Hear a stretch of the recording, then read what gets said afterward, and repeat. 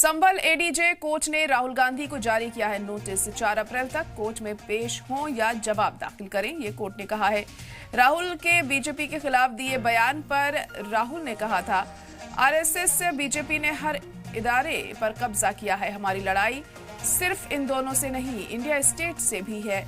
दिल्ली में नए दफ्तर के इफ्तिताह के मौके पर यह बयान दिया था। बीजेपी ने राहुल के बयान के खिलाफ मोर्चा खोला है।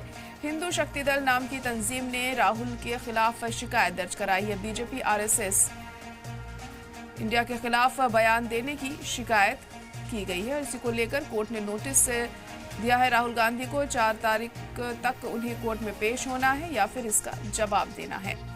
तो अहम खबर इस वक्त आपको बता रहे हैं कि संभल एडीजे कोर्ट ने राहुल गांधी को नोटिस किया है जारी। 4 अप्रैल तक कोर्ट में पेश हो या जवाब दाखिल करें। इस मामले में राहुल के बीजेपी के खिलाफ दिए बयान पर नोटिस दिया गया है उन्हें। और आपको बता दें कि राहुल ने कहा था कि आरएसएस बीजेपी ने हर इदारे पर कब्जा किया हुआ है। हमारी लड़ाई सिर्फ इन दोनों से नहीं है, इंडिया स्टेट से भी है। दिल्ली में नए दफ्तर के इफ्तिताह के मौके पर यह बयान राहुल गांधी ने दिया था, जिसको लेकर अब उन्हें नोटिस जारी किया गया है। बीजेपी ने राहुल के बयान के खिलाफ मोर्चा खोल दिया है। हिंदू शक्ति दल नाम की तंजीम ने राहुल गांधी की शिकायत की।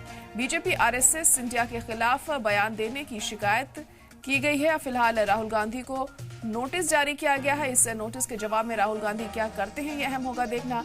4 अप्रैल तक का वक्त उन्हें दिया गया है कि 4 अप्रैल तक वो अपना जवाब दाखिल करें या वो खुद कोर्ट में पेश हों।